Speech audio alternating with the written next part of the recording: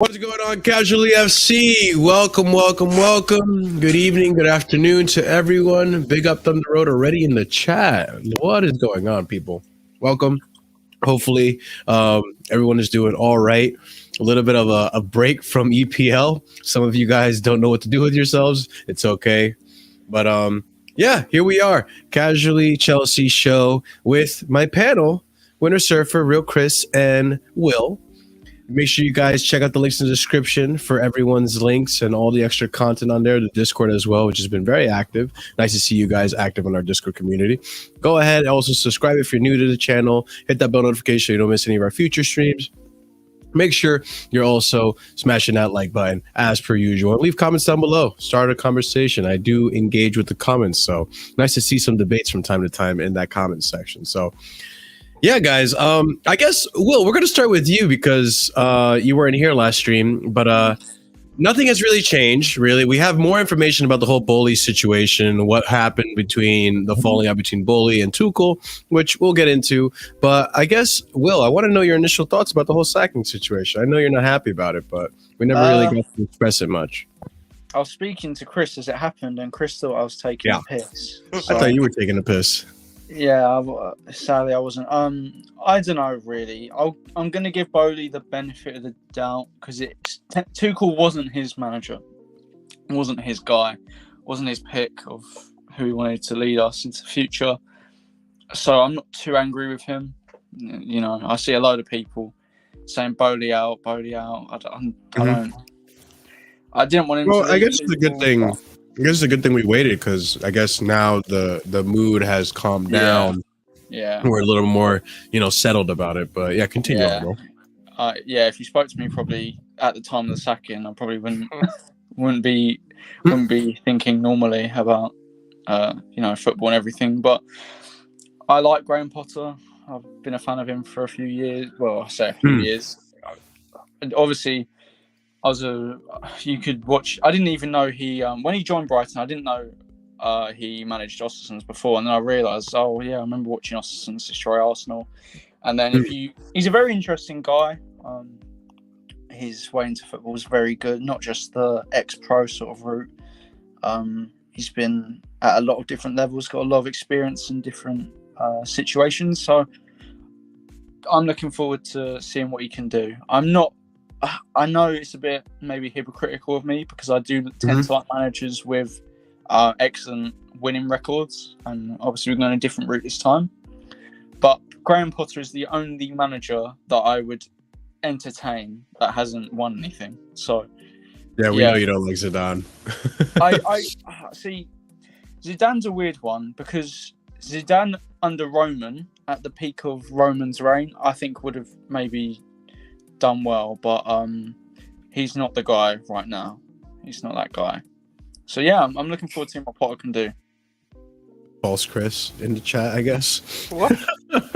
There's a comment right here. Yo, big up Winner, Will, and False Chris. Guys, we got the original panel here. You don't see it too often. Chris went away because he was tired of seeing Chelsea's horrible form. So now he's back, and hopefully we can turn it around for Chris. But I guess let's get into it, right? Like, going off of what Will was saying about the whole sacking situation and being Tuchel being Boehly's guy. The more and more we read into it, it seems that like the sacking kind of just started. The thought of sacking Tuchel was kind of an idea in the back of Boehly's mind, and it kind of the snowball started to roll when we saw the form that Chelsea went into in the summer. And this is something that was brought to my attention that I didn't realize it. I guess Tuchel was starting to lose the locker room a little bit, and I don't know if you guys agree or disagree with this, but what was pointed out to me is the fact that 5 of our attackers were trying to get out of the club. And I didn't see it in that way.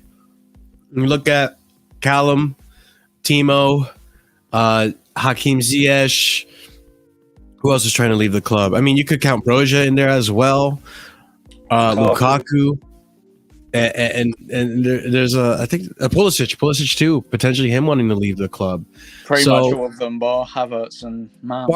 And Mount. So I guess at the time I didn't see it as a red flag, but from a managerial and an owner's perspective, surely that has to raise red flags about the locker room and the state of the players and their mindset, which probably explains what's going on, Redneck, which probably explains why that attack was not functional at all. I don't know if you guys, want to look into that or read into it and maybe agree with me or maybe disagree. Chris, what do you think about that? With the attack? Well, the fact that 5 attackers wanted to leave the club during Tuchel's reign. Well, I would think a lot of attackers who wanted to leave. I would like Ziyech. When he did play, I don't think it suited him, like the system, the back three or whatever. Like he's more of like a deeper right mid, not like up there. Pulisic, obviously, you seen him and his dad.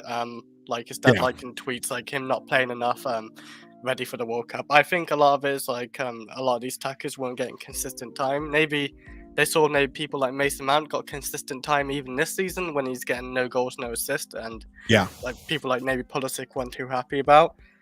But I would say like these share of these attackers had a lot of chances as well, like even like goal opportunities, and they mess up for Tuchel. Like it's not like they're like perfect, like none of them been perfect for us. So I think it's a bit of a mixture of both, maybe, if I would call it. So I agree with this comment right here, Jonah. Thank you for being on the channel. This comment right here, I don't know, Andrew, I feel like this all could have been avoided if he just went out of his way and prioritized getting a director of football before he did anything. We've said it before, though. Am I coming through clear? You're fine. Okay, you're fine. Just fine. Yeah, okay. Let me know. Yeah, let me know. He wasn't going to be director of football. He had Marina and Czech there to do it, and then they disagreed on whatever approach. They wanted to keep Lukaku. Lukaku wanted to go. So then they had to go. Then it was all. Then the buffers between Boehly and the manager weren't there anymore. Tuchel doesn't really like, as you heard, he didn't really enjoy this summer being this and that. And the problem was he couldn't get the director of football in because we were behind in the 8 ball with the transfers. We were behind. So he had to take a hands-on approach. Couldn't go and hire a director of football because we had to buy defenders. Fair enough. Yeah. But do I think? I mean, Carlito, Ryan there, big up Ryan. Send you a link if you want to come on. What I was saying is that I believe some and some, not all the reports either side. Do I believe they've been speaking? Is it crap? Sound like a Dalek. Dalek Andrew. Yeah. I'll be back. Okay. Well, Andrew fixes his mic. It is what it is. The thing on. Go ahead, Will. The thing with the director of football as well is that I think we wanted to wait a little bit to see who the right person would be for that, because we've been speaking to Michael Edwards, who wants to take a year out. There was thoughts about Maxwell, but he's a bit inexperienced at Paris Saint-Germain. He's only really been an assistant. And it's come out today that we're looking at Luis Campos, because Luis Campos apparently in his contract is technically a freelance, but he's just been helping out PSG this summer. I think they've been looking decent. Director of football, you just got to give it a bit of time. I would rather him. I don't know. I just don't get the spending on all of his targets. Like, I'm from a fan's viewpoint and standpoint. Players like Aubameyang, unless it's a manager target, it just doesn't make sense to me. Personally. I think Tuchel wanted him. Yeah, but then that's the thing. That's the thing. I just don't get it. Why would you sell a player like Billy Gilmore that you wanted to keep yourself, but the manager didn't? If you were just going to go and sell him to Brighton and then bring Brighton's manager over, do you think? I don't know. I have a bit of a weird feeling. Like, does Todd Boehly, like, because he's new to this football game, this Europe as well. Like, does he know what he's doing? Like, is he like? I get he wants his own idea, but like, hold on, let's get into this, because this is gonna get into what we're gonna be talking about. So apparently, based on PYS's tweets, right? I don't know if you guys have seen it. Apparently, the idea is that Boehly wants to do what the Man City have done with the subsidiaries. So you have the New York FC here in the States, and then there's another Manchester or another type of Manchester City club in Saudi Arabia, I believe, and take those clubs and get the best players out of the club and have them farm up to Chelsea. So it seems that Boehly's idea is to reformat and restructure how Chelsea worked this whole time. I think the fan base is uncomfortable with that idea because most people are uncomfortable with change, but this idea of incorporating more youth while still spending money on experienced players or going the statistical route while also buying young, very talented players. It seems like Boehly knows what he's doing in the sense of building an empire and not necessarily just trying to get immediate results now. So, I mean, to answer your question, Chris, I think he does know what he's doing. It's just an uncomfortable transition period for a lot of the fan base because we're just so used to Roman for so many years, The problem with that though that I have with this appointment is, and this isn't really even to do with the sacking of Thomas Tuchel.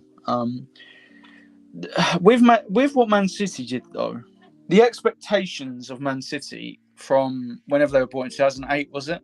They didn't have the expectation to win before that. So if now you're going through this period now, you can say you're going to give them the time, but I'm not totally convinced that people to do with the club, not necessarily Boehly, but like the fans getting onto. I don't see them giving Potter that time that they would give to maybe someone else that is more proven at winning. I don't know. It's just I get what they're trying to do, and they've got the right idea. I just don't know how that's going to work with how high we've raised our expectations in recent. And I know that a lot of logical thinking Chelsea fans and hopefully people to the club understand that, but there's always some that don't understand that and just want now, which I guess it's just how you enjoy football, isn't it? It's just how you enjoy. What I don't get is... go on. And if Mike's bugging, I can't. Nah, you're fine. No, you're perfect. You're good. Also, big up Jonah, the Man City fan in our chat. Yeah, Let's don't touch your mic, too.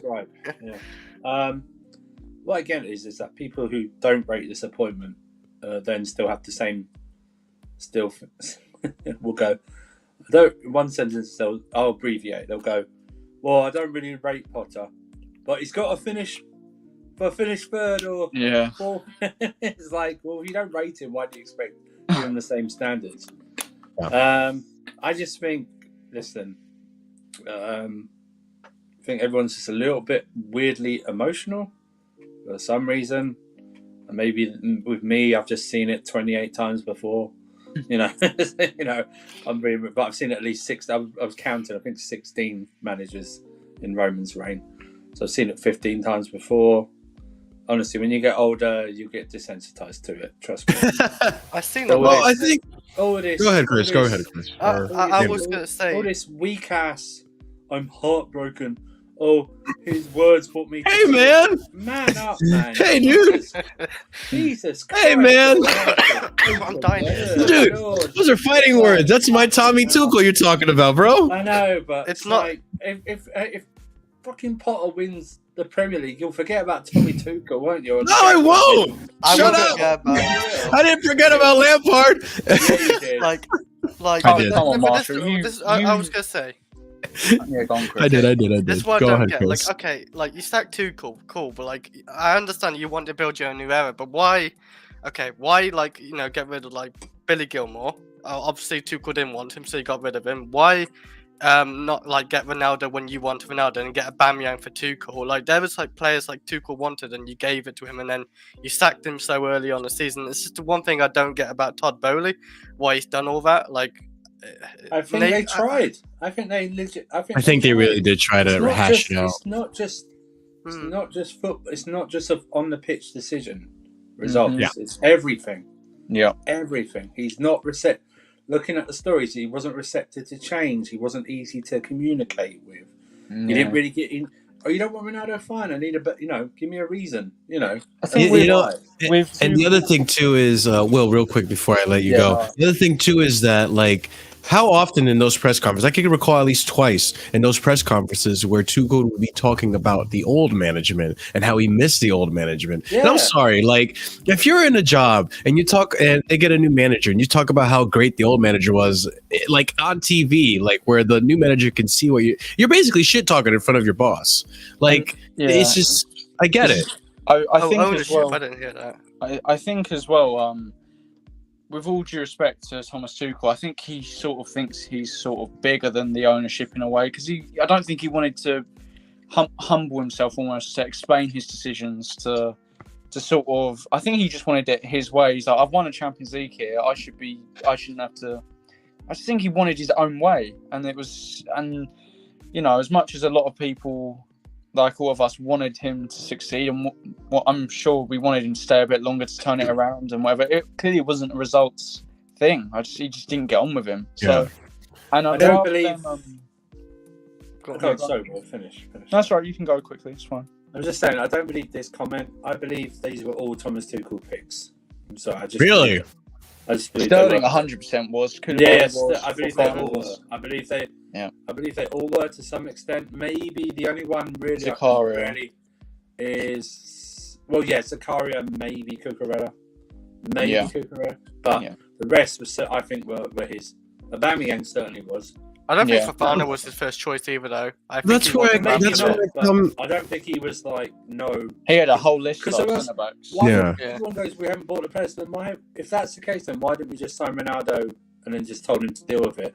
We sold Billy Gilmore when he didn't want to use him. We kept Gallagher when he wanted to keep him, and we didn't go in for a midfielder until he actually came out to them and said, "Oh, I need a midfielder after the Southampton game." So we were doing it by him. Yeah, his choices. We're doing it by his choices. I have a hard time believing that these were Thomas Tuchel's signings, just because the fact that like he didn't even get time to play with them. He didn't even get time to try it. But I don't know, Marshall, because he was borderline wanking off talking around about Sterling when he signed him. Honestly, he was like, he literally said, "This is the guy I wanted. He was the one we've been chasing all this time." I mean, you're right. Still, the way you worded that. He pretty much got the choice of every attacker, bar like the untouchable attackers, like for example Kane or Son or Haaland or whoever. He got a wide choice of who he wanted. Sterling. Yeah. But it's like I'm excited with the coaching staff Potter's going to bring in. I'm looking forward to see the head of recruitment. I just feel like I don't know. I feel like Chelsea fans, although. Yeah, it's sad Tuchel got sacked. Of course. I love Tuchel, one of my favourite Chelsea managers ever, but we move. We've got to move. You back Graham Potter. He's got such a good, exciting style of football, and they won't care. Honestly, they won't care. Marshall, you might. I know you say, I was still worried about, or still thinking about Frank Lampard. We converted you to fully Lampard out within 2 weeks. I'm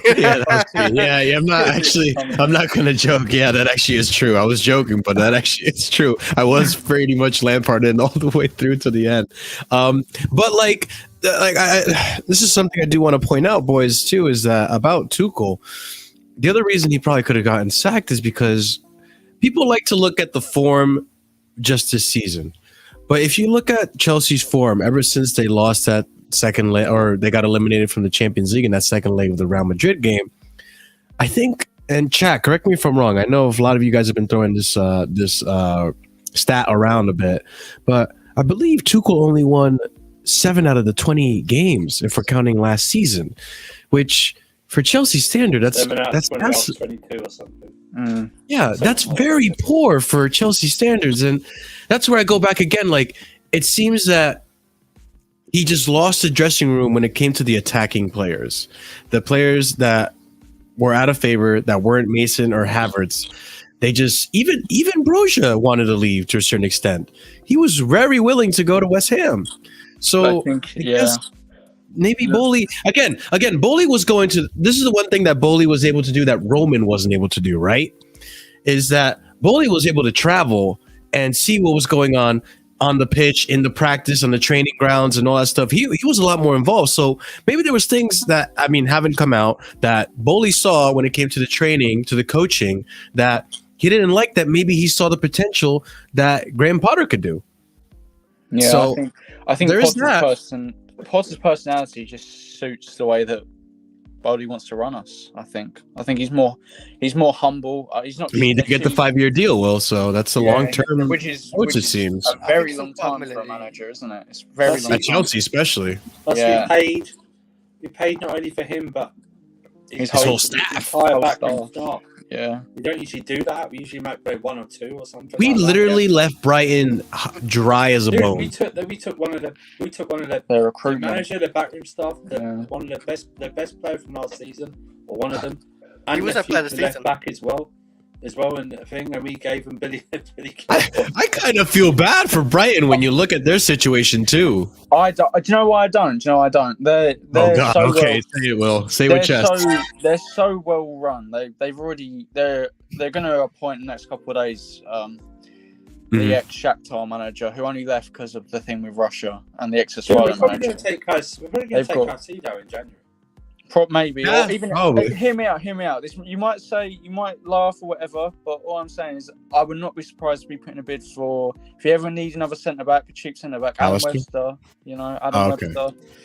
Webster. I could see that happening if Silva was to leave at the end of the season or whatever. Apparently, Trossard's out of the contract. Oh yeah, get me that. Oh, Wow.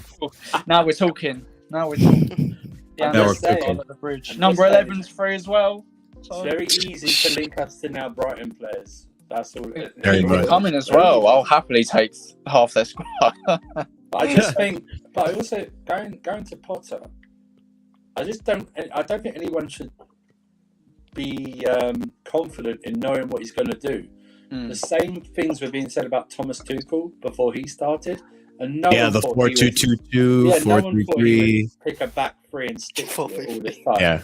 No one. He Yeah. literally did a 180 in his own philosophy, nearly. Yeah. Do you know what I mean? So Well, he took the 20% of it, which was a little bit pragmatic at times, and just went 100%. yeah, he went full tilt. He went, I'm committed to it, and so much so committed to it that it probably worked against him in the end. Yeah. One of the things that worked against him was that Can I he just wasn't say, able to flex. He yeah. wasn't being flexible. So. Can I just say one thing? If anyone actually believes that Boehly suggested a 4-4-3 formation, Oh, then that just No, that's true. No, it's it's not true. It's 100% true. No, No, it's it's not. not. Wait, did you mean to say 4-4-3 or did you mean to say 4-3-3? No, I meant to say 4-4-3. 4-4-3. Apparently, there was Oh a my report saying Boehly Days. suggested that to him, but that did This not is a- happen. Come on, let's stop making these Americans look dumber than they actually this are, is all a guy right? who Come on, This is guys. a guy who exclusively works Give with us more numbers. credit. This is a guy who works with numbers every day of Yeah. his life. Yeah. Yeah. Businessman. Yeah, who works with other sport franchises, so knows what teams are on there. Who's wanted to buy Chelsea since 2019, so And knows he wanted his to buy stuff. Tottenham before that as well. Yeah, exactly. This Yeah. is such lazy bullshit. It really is. It's just like like he would mention to a coach what formation to play, Yeah. and then the wrong formation. Come on, guys. I don't believe everything either side. Yeah, I yeah. don't believe everything either side. It's just. It's just, Imagine come that was on. true though. Like Tuchel's face if it actually said it to him. Like it's happened. It's Jesus. just like Yeah. look, probably a given. But I will say this. Well, actually, no, I won't say anything. But while we're before we head into the topic of Graham Potter, because I do want to focus a little bit on Graham Potter. 34 of you watching, make sure you smash that like button. Let's try to get up to 25. I really appreciate it, guys. It does help out the channel. A little bit of a different stream. I want to experiment. Mods in my chat. If there's spammers or any bots, your job is now to ban them, okay? I turned this into open chat so that you don't have to be subscribed to watch. Yeah. So And the reason, any of the isms as well. yeah. So mods, you actually have to look out for things in the chat. The reason is because I don't want people thinking that I have it in subscriber only mode because we want to avoid criticism, right? I feel like Yeah. some people get the wrong idea. It's because YouTube has a bad way about managing the bots that come into the chat and the comments sometimes. That's why I have it subscriber only. But now it's free. Rival fans, you want to come banter us, you're more than welcome to, and so on and so forth. But let's go on and talk about Graham Potter, right? The first question I want to ask you guys is, do we think top 4 is still obtainable under Graham Potter? Yes. And I'm going to start with Will. Oh, Will, sorry. go ahead. All of With you seem like you're for it. So, Will, go ahead. We're 5th and we're 5 points off first. Yes, of course. That's what I Okay. Chris? Yeah, like if you look at Potter, like as well, like he does really well for Brighton. Like he's actually at top 4 with Brighton right now. Like before he left and everything and took his whole staff room. So obviously Chelsea got a better squad than Brighton. We took their best player, like we said before. I think he's got a great way of playing. He's even outplayed, I think, Pep before. I think it's last season or something. Beat him It was 3-2. Yeah, I think, he's got a good against start the about top him, so. against the top 6 teams or the top teams in the Prem, Yeah. he's got a pretty good record. Yeah, he's done the double over Arsenal before. He's beaten Pep, beaten Klopp. Beating us. Yep. I don't think he has. I think he has. Yeah. Or drew. Yeah, he beat us last He's season. undefeated. He was undefeated against Tuchel, but we drew both games. Yeah. I can Drew never both draw. But yeah, like he's just got good tactics with him and everything. But I will back the guy. Like I think most of us, all of us should back him. There's a thing with me, like 18 months down the road, this Chelsea fan base, like a lot of us, some of these Chelsea fans were not happy about the performance of Tuchel. So yeah, like but yeah, I think we will get top 4. Todd, not with Todd, with Potter. Oh, with Todd too. Why not? Well, he is part of the team, so yeah. Yeah, for real. And Andrew, what do you think about top 4 chances? Yeah, I think that's why they've done it. I think it's more than enough. It's 6 games in. Yeah. It's more than enough time. Actually, looking at it, I was worried for him because I didn't think he'd have enough time to settle, get stuff in. But obviously, what's happened this weekend, and then probably we're not going to play Liverpool next weekend because the London games probably will be called off or postponed. Yeah, I hate to say it, but like he's gonna get one game in an international break, enough time for him to settle, study things, look at different, speak to whatever people that are left behind the international break, go forward. Yeah. I think it's a good chance for him to actually settle in before we then go hardcore in after the international break up until the World Cup. So, and then even then afterwards, the players that are left behind to work on there. And then we go into late December, then January, where he can bring in a couple of his own signings. So I think top 4, I'm not even going to say 4, I think top 4 is more than achievable with this squad and what he wants to do, and knowing that the club are going to back him in January, and also a sporting director director of football should be in place by then. I don't know if we're going to talk about the links today with a DOF, but we can for sure. Well, we can talk about it. Yeah, so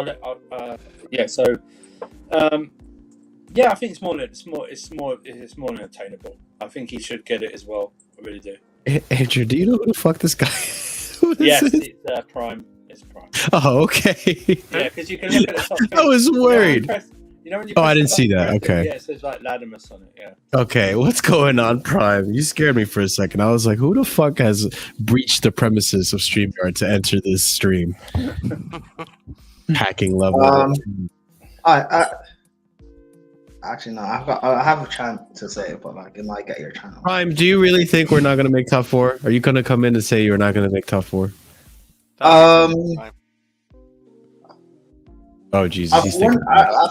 Wait, can you guys hear me? Yeah. Yeah, we can hear you. At first, with Potter, I was thinking we probably won't finish 5th or 6th. But I was speaking to Will. Well, was it last night we were speaking and stuff?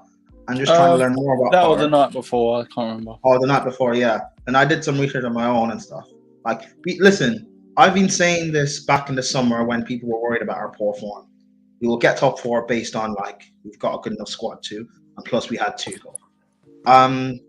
I want to see how Potter does in the first 5 games or so before I can say anything for definite. But with the squad we have, I kind of see no reason why we shouldn't. Particularly if we're not going that far in the Champions League, because I don't expect us to get farther than round of 16 quarterfinals, just realistically. Okay. I think we'll have more time to rest and stuff, and get top four. I don't see Arsenal have a good run of form right now, but like realistically, they're not going to be in there coming near the end.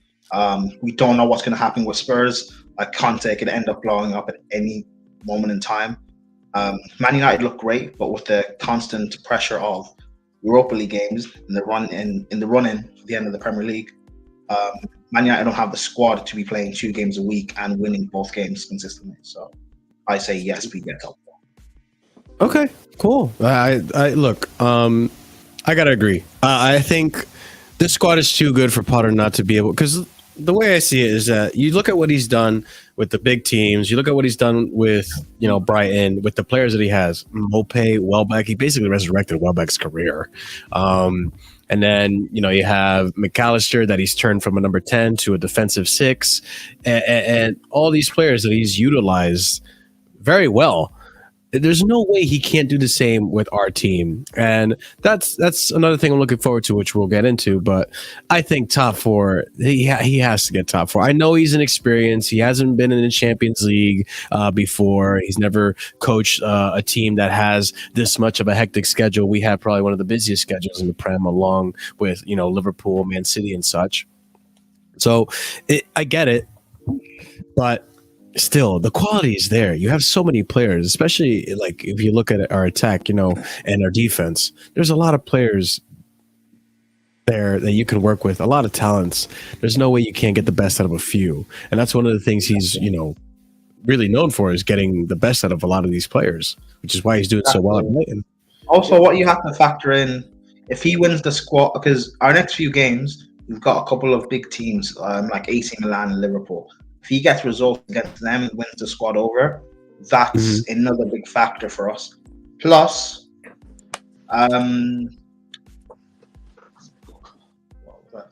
like people have to kind of factor these players that were down and choose for Tuchel, and some reports coming out that Tuchel, people saying Tuchel plays players out of position and stuff. Like Potter does the same at Brighton. He's playing Trossard and Solly Marsh, who are attacking wingers, playing them at wing back. Stuff like you were saying with McAllister, turning him from a forward to a 10 into a DM and stuff like that. Certain players will be quote unquote playing out of position just for the betterment of the team, the system. People just shouldn't be complaining. And the fact of there's no pressure. So a report came out from Boehly or something saying that even though we should be getting top 4 is not necessarily a thing that could get him sacked. That's probably a good thing. There's no pressure. It should be easier for us to pray. There's no pressure. I'll believe that when I see it, but we'll see, because at the same time too, like Graham Potter, when he was in Brighton, he went an 11-game losing streak. I don't think if Chelsea goes to 11-game losing streak, it wasn't losing, but he got a lot of 0-0s and 1-0. 11-game winless streak then. Yeah. All right, fine. If he goes into 11-game winless streak, I don't know. I think they'll start to raise some eyebrows, and the Chelsea fans will be looking at that will be head management. If there's a bad patch, when there's a bad patch this season, I'm assuming again, it's yet to be determined if they're men of their word, but I'm assuming they will kind of understand that it's not Potter's fault. Chelsea fans. And none of you guys in this stream, because you're all very sensible people. Our family, for the most part, they don't have brain cells. I want people to realize when we go through a bad patch, there's nothing you can really blame Potter for. Unless he's doing something completely stupid, there's nothing you can really blame Potter for. We have a majority of players in the squad, players you guys all gas up and create hives over. Let's be honest, are just not good enough for the long term. Okay.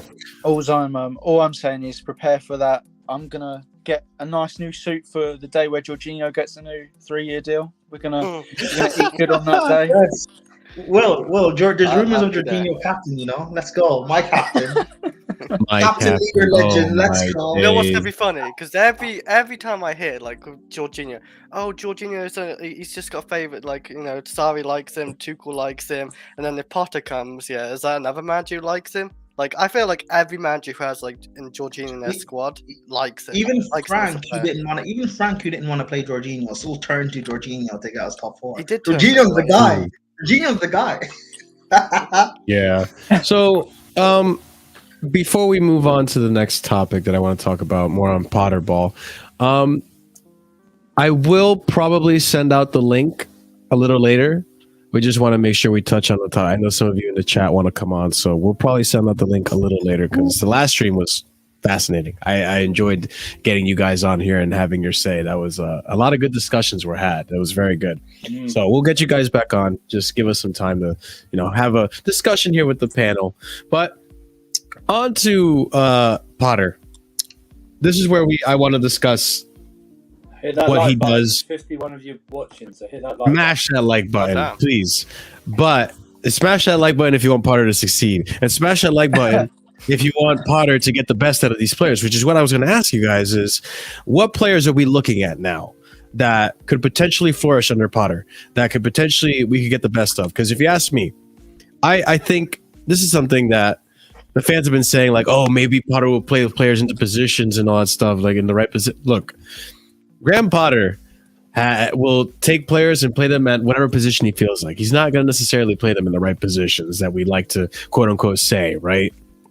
So I think at the end of the day, if he has a good managing and a good coaching to get the best out of players, it doesn't matter where they play. I want to see Havertz improve. We want to see Havertz break into that world-class category. He has the ability. And we know he does. He has a talent. There's something there, but he just never quite taken one aspect of his game and dominated in it. De Bruyne's got the shooting, the long shots, and the passing. Salah has the pace. There's not one characteristic of Havertz that has stand out, and I'm hoping, with Potter we could get that. And then I'm also hoping that Ziyech under Potter, maybe we can get something out of Ziyech, and maybe we can turn this notion around that he's upset, and maybe he can stay at Chelsea. Look, if he goes, he goes. At the end of the day, I don't really care. But maybe he can stop being that upset player in the locker room. I don't know. What do you guys think? Will, you can kick this off. I think, it'll be interesting to see what he wants to do, because I can see him doing a little bit of both, whereas trusting some experienced players and also trusting younger players. Call me crazy, call me mental, but I really would like him to potentially work with the club to give both Jorginho and Kante at least a 1-year extension just for You're now. crazy, Will. Will, you're nuts. You've lost it, Will. You've lost the cup, Will. Go ahead. A lot of people want them both gone, and I just think I want to see if he can manage them slightly differently, if they can work with him. I think just for another year, get them tied down just in case for whatever happens. I think they're still great players to have. I think Sterling will be one who gets more chances, more high frequency chances. He'll get 15 goals, I think, under him. I'm looking to maybe Broja, Havertz. I think the back 4 or 3, whatever he plays, I think all of them will be used. I think even players like Chalobah, I think he'll get game time. I've seen a lot the goalkeeper thing. I know I've seen a lot of people say Kepa's definitely going to play. I wouldn't say he's definitely going to play, but I think I could see him going for another goalkeeper potentially, or even giving I don't really know with the goalkeeper actually. Half of me says, is he going to try and replace Mendy with someone who's better on the ball? Yeah. He might just give him a chance because he's not really worked with him yet. So, by the way, Kepa's kicking on Tuesday was horrendous. Yeah, absolutely horrendous.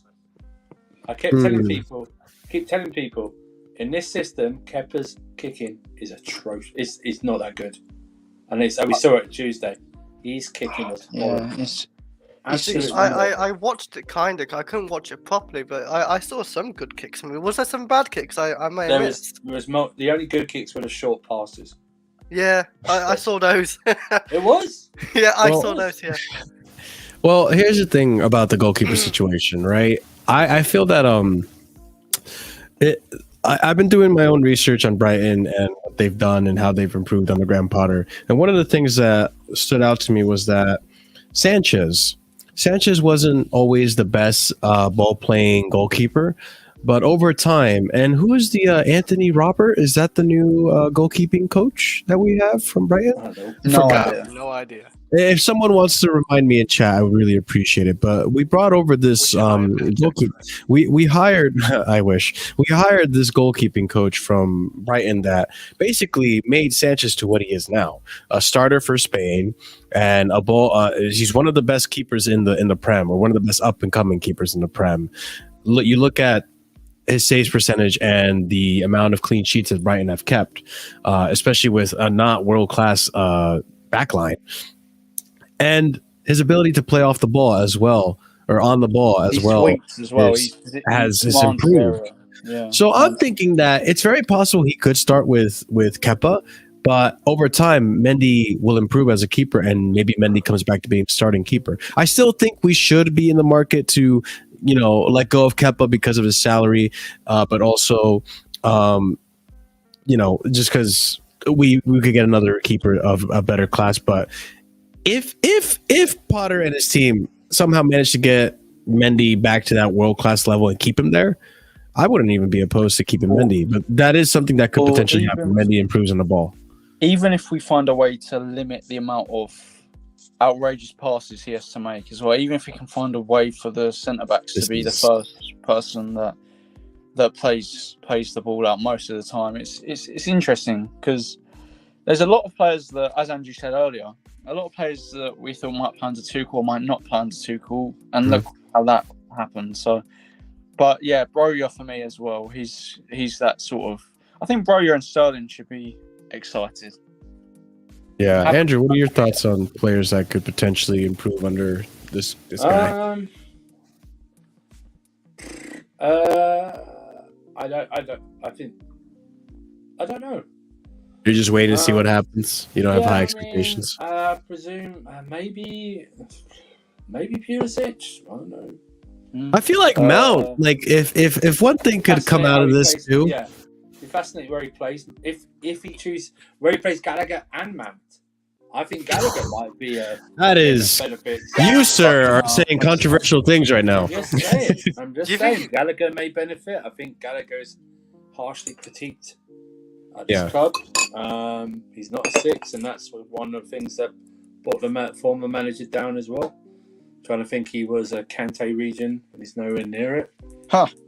It depends what formation he's going to play. We all assume he's going to play 3 at the back because he played at Brighton. He also played 4 at the back when he played at Brighton. Yeah. So it really, I don't know. I honestly, I do not know. Hopefully all of them improve. Maybe that's too much. But, I hope. But like I said, I looking at the squad. Does he use Zakaria? How does he use Zakaria? That's definitely going to be a big question. How does he use Kovacic? Like I say, what formation do we play? Do we play 4-2-3-1? Do we play probably switch between both, won't we? Times. Do we play 3-5-2? Do we play 3-4-3? 3-4-1-2? There's 2 formations. I don't know, and that's one of the exciting things about it. Some players that are out in the cold before may be coming in. Some players may stay the same. That's what I'm saying. It's really weird. He's only got really a few training sessions up until the Wednesday. A few after that, then I don't know if the Liverpool game is going ahead. Then it goes to international break. Most of the squad is going. Well, actually, that's a good point. By the way, this is a little off topic, but do we know if that Salzburg game is going to go through? Even though I think it is. Okay, so we will have Champions League football. Okay, at least we have one game. It's also weird because we're apparently signing that Zakaria wonder kid from Dynamo Moscow. We've got Sonina coming back, whether he'll be loaned out or if Kepa leaves, will he be back up? You've got we've got a whole window, as people have mentioned before. I think, I don't know what, I really would love us to go and put in a bid for Ivan Toney. I'd absolutely love it. I think it's possible. I think it is possible with Potter at the helm. He suits a Potter team to a T. So, Chris, you said you had an idea of what formations he might go about. What were yeah. When Andrew's just talking, it's just the protection, like what I'm gonna give, because we've seen him play a back 3, whatever, like formation of a back 3. I see a back 3 or a 4-3-3, and if it's a back 4, I think I see a 4-3-3. And then we have a DM, 2 centre mids, wingers, and then a striker. Like obviously it'd be Aubameyang probably.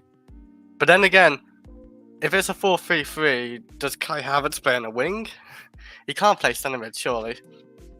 We might not. I play. mean, Yeah, maybe not he might play. not play.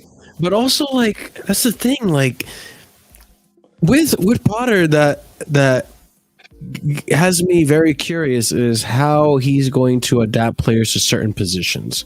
This idea that he's going to play players in this position is a myth. Okay. He's going to look at Trossard. He has Trossard playing as a left wing back in his current formation or in Brighton. Trossard, I'm pretty sure Trossard's a winger or an attacker, right? I don't even know. I don't know, but I don't know. I could be wrong about that for Belgium. But he puts McAllister too, who is an attacking midfielder in a sixth position. And he's actually playing really well. So this idea that he's going to play players in position, who knows? We might see Havertz as an 8. If it works as an 8 and he actually improves him as an 8 and coaches him to do it properly, we could see Havertz as a I remember seeing Havertz as an 8 under. I know it's Lampard, but it's Lampard though. God, he was awful as an 8. Like I still remember it to this day. Like seeing him as an 8. It was a long time ago. Maybe he's matured more. Maybe he was under Lampard as well. But like he was awful as an 8. It just didn't look right for Havertz. He's never an 8, so you couldn't expect him to be an 8. But yeah, it just looked so bad when I saw him there. I don't know. I think under the right coaching and the right staff, there is potential for any player to play any position under Potter because we've already seen it with McAllister. We've seen it with Trossard, even Cucurella to a certain extent. He played Cucurella mostly as a left center back, not even a left wing back. Yeah, there's a possibility he could do it the same. But what, like people say, we put wingers at wing backs. We've actually got Reece and Cucurella or Chua who can play actually in a wing back role. Yeah. People are even entertaining this idea that he could play Reece James as a midfielder. I've not seen that at all. I just People on the internet. People on the internet. That's it. I've not all I'm seen saying. anything. No. This must be a conversation you had because I've not seen that at all. But no. It wasn't a conversation I had because I would have reacted the same way you did. But just the idea that Potter does mix and match it a lot, and he does play players in what seems unorthodox positions, and it does work. Who do you play then at right back or right wing back? Yeah, exactly. I don't know. I don't know if we play 3 at the back. You're gonna have, You know, Ruben Loftus-Cheek right wing back. Who knows? He could. Mason Mount. He's another one. He could. Mason Mount right wing back. Mason Mount. Right He could even make Mason Mount be a right wing backer. Who knows? I don't know. I don't want to see it, but who knows? Right, I just say I have got to go in a. Yeah, go for it, bro. Whenever you gotta go, man. Make Mount Pirlo. Yeah, make Mount Pirlo. Yeah, exactly. minerals Pirlo, you know. But yeah, Well, you leaving now? Cheers, having me on. Yeah, great. Of course. Yeah. All right, always a great time, Will. Will, thank you for coming on, brother. I'll be on midweek. Be careful, Will. Yes. Yeah, we'll be reacting. We'll be reacting to that Champions League on Wednesday, I believe. So, After the game, is Prime. it? Yeah, after the game. I'll decide on the time later. But Prime.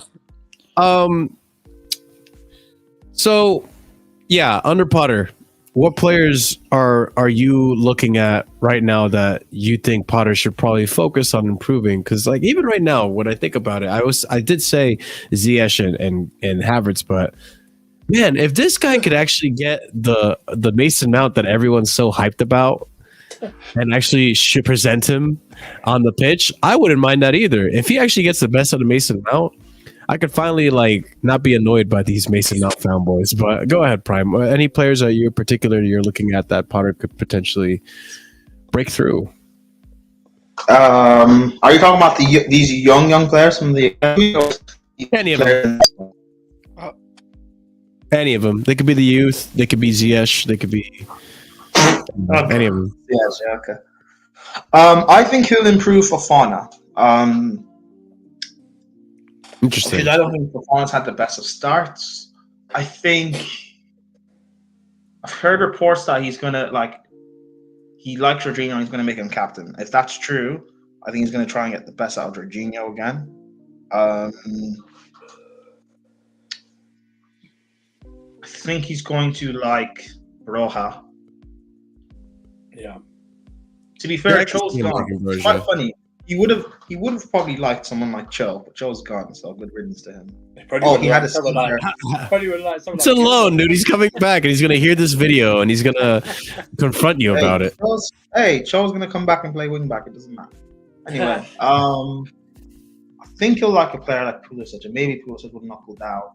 I think he like Reece James' flexibility. The fact that Reece James can play like centre back, right wing back, right back, and even step in midfield if needs be. Yeah, I think he'll like quite a few players. I don't think he'll like. I think he might look at Gilmore's stats, but if he actually plays Gilmore, I think he'll see he can only use him in a certain way. Well, he can't. He doesn't have Gilmore. Can't use Gilmore. Oh, not Gilmore. What's his name?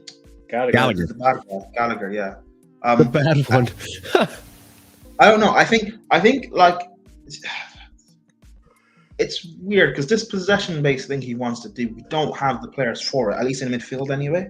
So he might just have to adapt slightly to use what we have until he can get better players in, or he can force his style on these players, and it'll be a painful process. So it's up to him really what he wants to do. I don't know. I just maybe just sit deep and play counter attack. And I know no one wants to see that, but I do, and it'll work. It'll get us results. It'll be defensively more secure because I don't want to play this high line, this attacking football to the detriment of how our defense is looking right now. Our defense is not looking sturdy. And that to me is what I really want to fix. The thing I do like about Potter is it seems that he does change the formation up from time to time depending on games, and there's some games where I don't see it happening. But there are some games where he'll play, park the bus a little bit and counterattacking football, which I have a hard time seeing because we have such high quality and we don't usually have to like park the bus against any team, really. Usually we can take teams head on. But it'd be interesting to see how he changes tactics and formation from time to time. But ladies and gents, I did send out the link. It's pinned at the top. If you want to come in and join and have your say and have a discussion with us, you're more than welcome to. Just none of the isms, no funny stuff on cameras, or you will get immediately banned from the channel. So no isms to be Andrew. respectful. Be respectful. Have manners, proper internet etiquette. No dicks, and we're good to go. But first, caller here. No isms towards Andrew. It's full prime. It's all good. No isms towards Andrew. Okay, leave Andrew alone. Yeah, Jesus. I don't like your isms. Keep your isms away from me, please. All right, we got our first caller here, Gabriel. What's going on, man? Good to see the monk back. The man was having his I don't know. I don't know what he was having. Gabriel, what are you saying? I was trying to form a joke there. Totally failed. Brain malfunction on that one. Gabriel, I'm out of the retreat now. You out of your cloak? I've had my 1 week of retreat and now I'm back. Okay. All right, what are you saying, brother? How you feel about this whole situation? Are you feeling better about Potter, or are you still a little hesitant on this? I don't think you ever were hesitant on the whole situation. No, literally a week ago, I was too cool, 100%. And again, it could be that I'm reading too many articles and I'm too involved in what people are saying, but I'm all behind the current agenda. What changed it for you? All in. No, just like what I said before in my last stream with my when I was in my monastery retreat. Yeah, when you were trying to find spirituality in times of hardship with Tuchel's loss and all that. Exactly, yeah. Man was out here reading the Torah for Tommy. Most football fans. Yeah, exactly. We want longevity. We want a vision. We want support behind, some sort of goal. And I like Potter. I think he's a respectable person. You got to respect the guy who came from the bottom. He was a Mickey Mouse player from his career, and he's gone on. He's studied. He's earned his stripes basically. But anyway, sorry. The long and short of it is, oh, you're fine. Yeah. you know, the There's a squad slight delay. he's Just going go to on. inherit. Go on. Yeah, sorry, yeah. The squad he's inherited is definitely a top 4, top 3, top 2 type of squad. So I'm not worried about, he's not going to do top 2, top 4. I think that's a lot of media hype as well.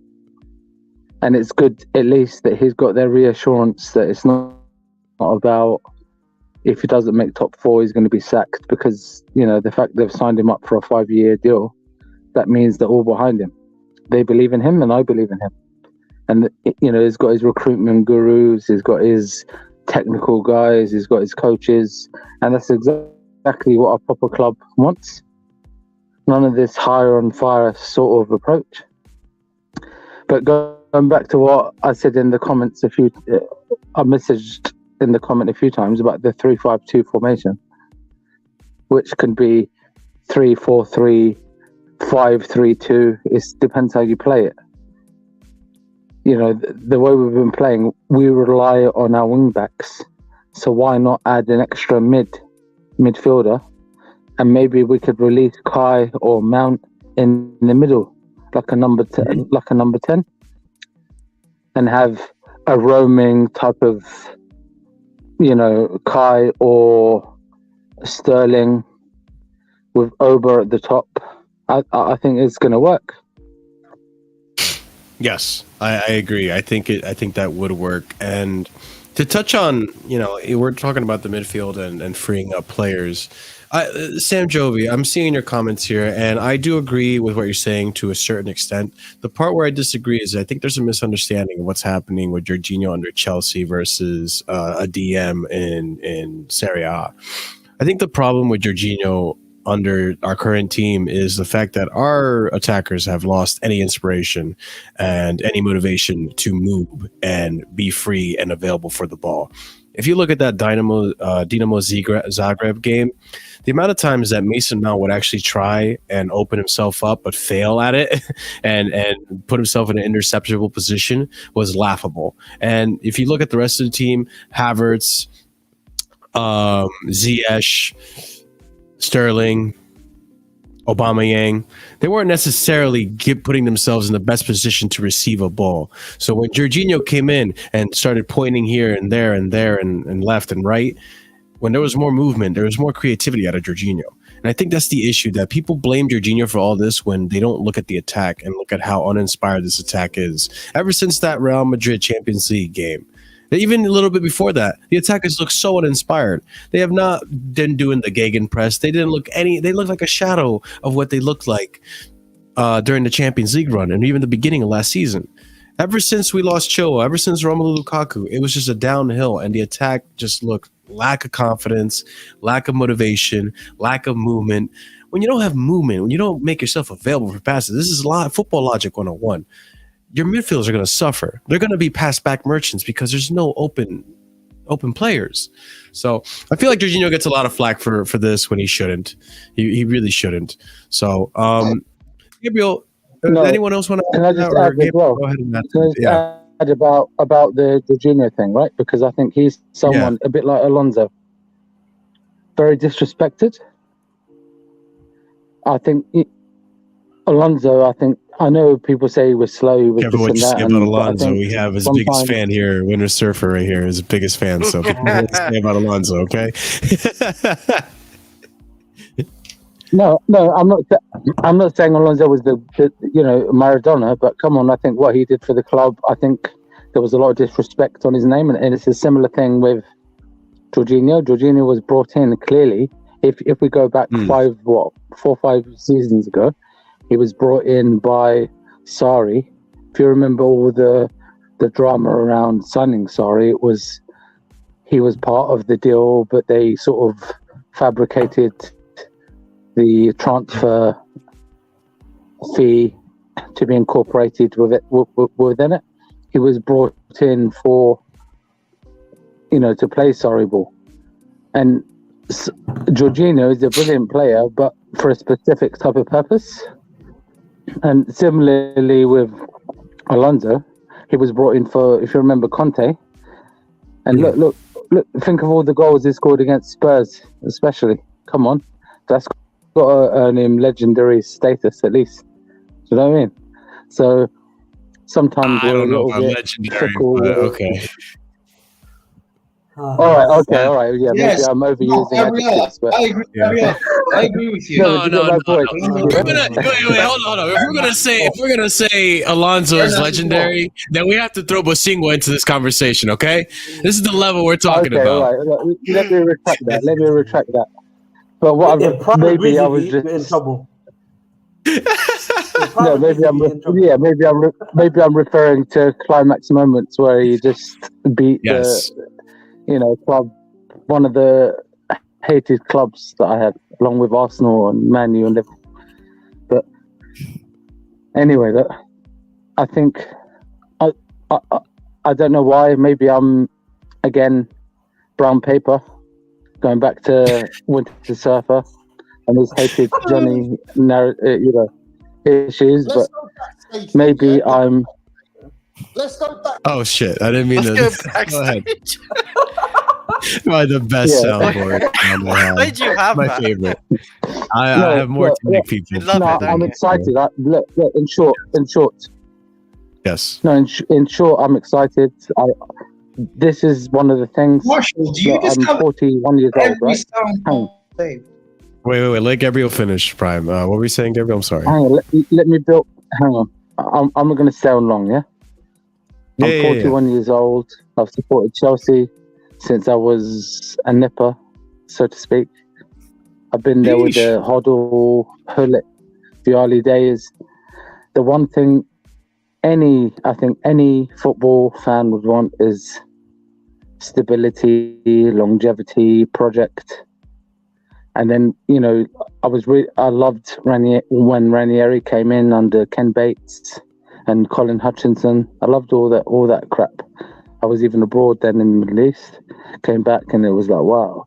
And then Roman Abramovich comes in, and then you get all the enemies of Chelsea. Oh, yeah, Yes. you've bought the league, which is BS narrative. Now, finally, I honestly believe the Roman era, sorry to say this might be controversial, we won a lot of trophies in spite of the Roman era, not because this hire and fire type of approach, it didn't really produce the longevity and the sort of long-term approach of a dynasty is the word. I think we would have had a dynasty if we didn't have that hire and firing type approach, but because Roman was well off, he could cover up the patches. Now, I honestly believe, under the current regime, from what I've read, again, I could be a sucker for the narrative or for the PR type of thing. I honestly think. Gabriel, we're gonna have to see. Hang on, okay, go ahead. Sorry, there's a delay. I can't tell when you're done or not. Yeah. Oh yeah, sorry. Yeah. In short, Potter's come in 5-year deal. He's brought his backroom team. I've read a lot about them. They look amazing. They look like they know what they're doing. They've earned their stripes. I like that type of, real steel energy. And I'm all behind them. And I honestly think we're onto something that's going to be substantial. And I'm going to leave now. So goodbye. Gabriel, thank you for coming. Damn, just boom, drop the mic and just left. Gabriel, thank you for coming on, brother. What are you saying, the Winner? next guy on is going to drop the mic, and don't apologize for what he's about to say. He just lets it go for himself. He's on Uncle. Okay, Jesse. you let him on because I'm not sure who you're talking about. Okay, Madden, Carlito, well, it's Ryan. All right, Ryan.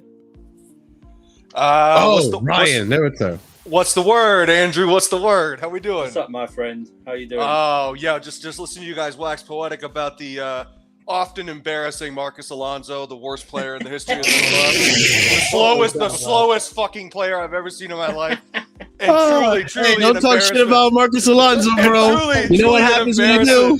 An embarrassment to the sport. Oh my days, bro. Marshall, what's up, dude? I'm Carlito, man. I love the show. I've been watching Nice to meet you, man. all afternoon. I've been checking what you guys are saying, and some smart cats on here. I dig it. Thank you. We try not to be mineral pilled on here, but it is what we do best. Well, so. guess what? I brought the vitamins, man. I didn't bring the minerals. I brought the vitamins. We brought the vitamins. Let's go. All right, we're in here with the vitamins. What are you saying, Carlito, man? Oh my gosh. Hey, Marshall, I'll just ask you this right quick. 4-4-3. That was bullshit, right? I've only just heard about this before we came on stream. Yeah. It had to have been like there's no way he said that. It has to be bullshit. There's no way. And you know what? Fuck it. If he wants 4-4-3 and we play Mendy at the back, fuck it, man. As long as we win trophies, I don't give a shit. Hey man, Let's if go. you ain't cheating, you ain't trying. I want him to sneak There you another go. player on. I want 12 players on there. Let's do it. Didn't a team do that recently? Actually, I don't even know. Oh my god, yeah, dude. And there's always one every year. Yes. There's always one Maverick. I feel like a team did that. It's probably I something fucking in love it. AFCON. Absolutely hilarious. Carlito, what are you saying about anything that we talked about? How you feeling about this whole Graham Potter situation, the Tuchel situation, or just anything at all? What do you think is gonna happen?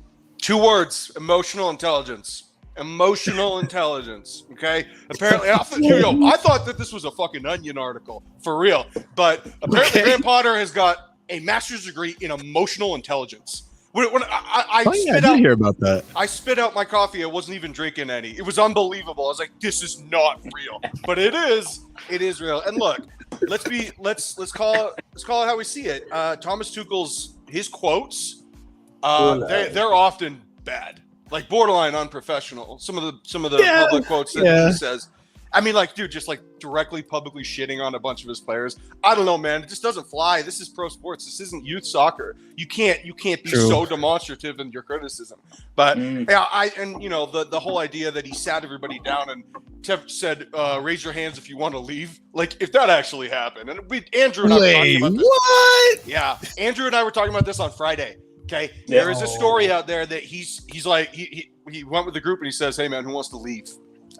You cannot win in that scenario. That is a lose-lose scenario. No matter who raises or doesn't raise their hand, you fucked yourself. Yeah. Nah, I can't lie. That was mad. When I read that, that was If that's true, that is unbelievable. Ridiculous. Yo, I mean, that's you get fired on the spot for that. Yeah. Like that's a point of no return across the room. Did it say when? Did he say when he did it? I think it was after the 4-0 loss, I believe, as well. Yeah. And Wow. Under the bus. Wow. So, Marshall, Yo, the he two was words. pissed off the Arsenal, man. That's all I can say. Yes. So Marshall, the 2 words: emotional intelligence. If Graham Potter comes in, I think his personality. He's pretty calm. There's so many stories about like how many people like him, and Tuchel inherently was acerbic and abrasive and confrontational. I don't think Potter's like that at all. I think he's pretty mellow, and I also think he's very smart. So it'll be a completely different thing. It's going to be a completely different face of the club. But I'm excited. I mean, Potter seems cool. His football's great. So I'm excited. I mean, you did remind me. There's a thing that I understand why Chelsea fans are attached to Tuchel, despite he has said a lot of things that maybe he shouldn't have said, especially if what you're saying right there is true. Oh my days, definitely sketchy things to say. But like, he also said a lot of things that resonated with the fans. What were one of the first things he said when he came into this fan base? He wants to build a team that nobody wants to face. You know, all that kind of stuff. The confidence he came in with, the ideas he came with, how he made our team transform, won us the Champions League, and then again, I think this is another reason why like the Chelsea fans are so attached to Tuchel and are on the fence about Potter is the fact that I'm pretty sure no manager in the history of football has had to undergo sanctions on their club and also be the figurehead for the club, because we do know how quiet Roman, Marina, and Bruce Buck are behind the scenes. They don't really come out publicly to address many things. Yeah. So Tuchel to have to be the main presser to handle that, and how he handled it. You gotta give him his respects. You gotta give him his flowers for having done that, you know. So that's why I get it. I love the guy too. Like, I do want to see what's best for him, and I do want to see him flourish on another club, and hopefully we can beat him if we ever face him in a Champions League bout or even a Premier League bout. But yeah, I mean, when he woke up that morning, relationship there, you know, dude. When he woke up on what was it, Thursday morning or whatever, I cannot imagine that. That would probably be the last conversation he thought he would be having with the board. Yeah, was that he's going to get fired. Yeah, this is one of the best managers in the world. Objectively, you got to feel bad for the guy. You know, he may have dug his own grave, but I loved Tuchel. I really did. And I think a lot of fans did. Like the emotional attachment. I think part of it is that, you know, when you look at what happened with Frank Lampard and how, you know, he was such a celebrated cult figure within our lore. The fact that he was fired, Tuchel comes in and immediately we're the most unstoppable team in the entire world. Best defense, creative attack, you know, just ruthless. And then our center mids are going to win a ton of awards. With all that shit happening within the span of like a couple months, everybody just said, oh my, this is a god. This is a god. This is the best manager we've ever had. Better than Ancelotti, better than Mourinho. And after the Real Madrid game, the second leg last season, you guys had just already alluded to this. Yeah, we backslid so bad. Our form sucked. Our players' body language was terrible. Okay, we were not creative. We were not getting enough XG per game. And I don't know, man. I think something broke in us when that Alonso goal was taken back because we had played so well. And I do think it broke the team. And here we come full circle back on Alonso. Sheesh. It was all Alonso. I can't quit him. I can't quit him, Marshall. I can't quit him. All right. Well, Carlito, I really appreciate you coming on, man. I love the energy, man. I want you to come back on in maybe a Wednesday when we open up the call for people to react to the game, and hopefully it's a W, Carlito. Hopefully our players take the vitamins and not the minerals, and we actually create and do something. I'm really excited. Like, despite all the sad news with Tuchel leaving and all that, I am excited to see how Potter changes this team because I see what he does under Brighton, and it is exciting. It is entertaining football. I do like how they played against us. I like how they played against other teams as well. So hopefully it's a W, but I would love to see you back here, man. Sure. And thank you for being part of the channel, man. Seriously. Yeah, appreciate absolutely. And I'm streaming in 30 minutes, 3 Yanks and a Brit. So go and check that out if you want to. Jared is going to, or Jester's there you go. YouTube it. So, all right, guys. Hey, have a great afternoon. And up to Chelsea, of course. Appreciate it, Carlito. Woo! I love his energy. We are up against Salzburg, Red Bull Salzburg. Easy win. We said that about Dinamo Zagreb, and look what happened, Chris. It's different. You know what? We probably lost because of you, Chris. I'm barely watching it, man. I couldn't really watch it properly. Chris always puts curses, bro. He's the same one that said we're gonna win against Juventus last year, bro. Well, Jonathan in our goddamn Discord is the one that always jinxes the fucking team. Anytime he says something, he ends up getting scored on. We get him losing. I have to shut that guy up. But Hasan, what the hell are you saying, man? Welcome to the stream. What are you saying, man? How are you feeling about this whole situation? I mean, let's be honest. Good or bad? No, I want you to lie to me. Don't be honest. No. Lie to you. I lie to you later on, but right now, good or bad. Jesus Christ, bro. Calm down. Wait, I lied to you later on. What are you doing? Yeah, I don't know what's happening. Hey, yo. So late nights watch Hey, keep that in your personal life, guys, okay? Alright, guys. Pausing up here. Calm down, yeah. So, back to what I was saying. For good or bad reasons, I think Boehly has sent shockwaves throughout the football world by sacking Tuchel. And I was reading through the situation, and objectively speaking, I think, and looking back, even there was this old video I've seen, right, that talks about the philosophy of Tuchel and stuff. He tends to use his players as chess pieces in a way, into when it comes to tactics. And it came out and said one of the weaknesses of Tuchel is the loss of human connection. So, I mean, to be honest, we've signed a manager. Well, or you could say a 60 million manager or a therapist, would you say? And I just don't. I get the sucking, but I kind of don't at the same time because there's mixed opinions. I don't get the think- signings and then the sacking afterward. That's what confuses me. I'm like, if Boehly really didn't want to, or if he didn't really believe in Tuchel, he should have sucked him on the spot and hired Potter and backed him then. Because I feel for Billy Gilmore because he signed to Brighton for Potter only for him to leave. But in all honesty, this Potter signing, do I think it's a good move? Personally, for me, no, because I think he's gonna have a lot of questions to answer compared to when Tuchel came in, right? He did have a couple of questions, like, can you replicate what you did at PSG to Chelsea and stuff like that, keep the players happy for 18, 19 months? He managed to tick all the boxes and the fans fell in love with him because he gave off this Mourinho kind of vibe, where he said he wants to build a team no one wants to play against. Like when media was questioning stuff, he used to crack out jokes and stuff like that. I think he also brought back that factor of we could go against Bayern, we could go against PSG, we could go against Liverpool, and we say bring them on because we know we had a tactician who could go head to head. With Potter, do I see him going head to head against them? Not yet. We're gonna have to wait and see. I think there's a lot of questions and doubts. What do you think is going to happen when we face those teams with Potter at the helm? I mean, right now, I see us getting spunked. I genuinely see us getting spunked. You went head to head with Klopp and Pep and us with Brighton with lesser players. You think he's just going to play sit at the back above Mourinho ball? Yeah, but Andrew, you say that, right? But Liverpool, Klopp's not a tactician.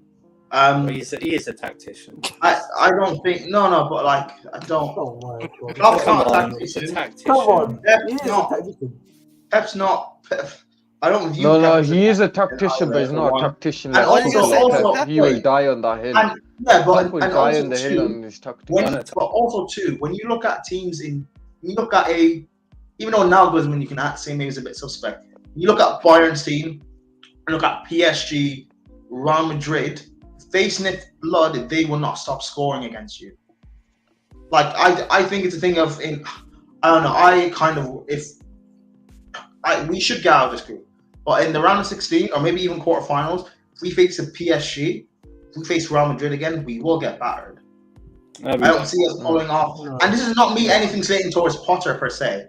It's just I just don't see him. Exactly, we barely have evidence. We barely have evidence of him facing these caliber, and he's basically he's got a lack of experience.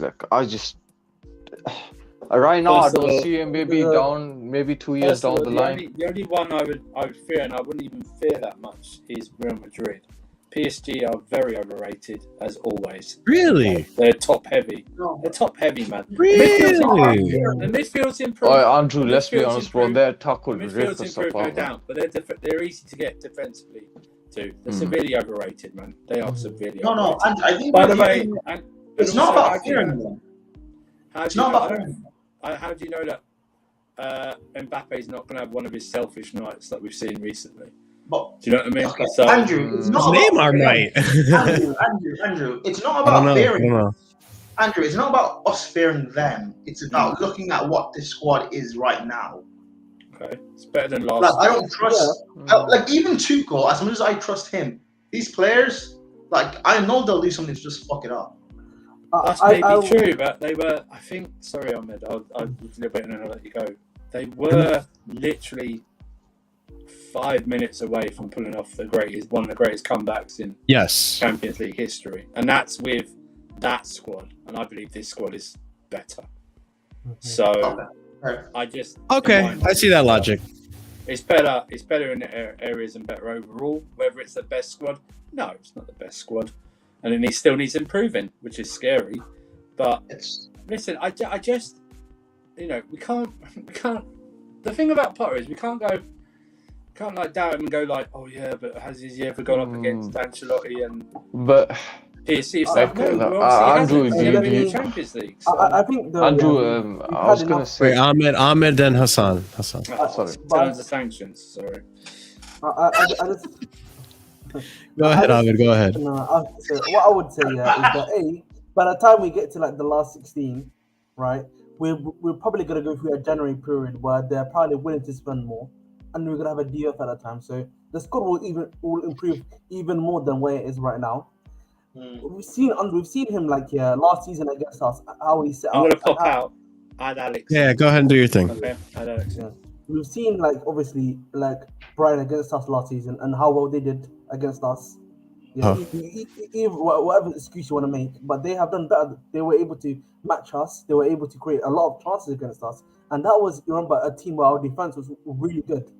Particularly, I think it was in can't remember when we played them at home, but the home game in particular, they took the piss out of us basically in that game, if I remember correctly. So it's not, as long as we're gonna have better players, I feel like he's tactically good enough to get us through. That's what I would say. Yo, Redneck, welcome back to the channel, man. It's been a while. You're muted, by He's the on way. mute. Big up. Yeah, it's been a while, Marshall. Haven't heard from you since you divorced Kai.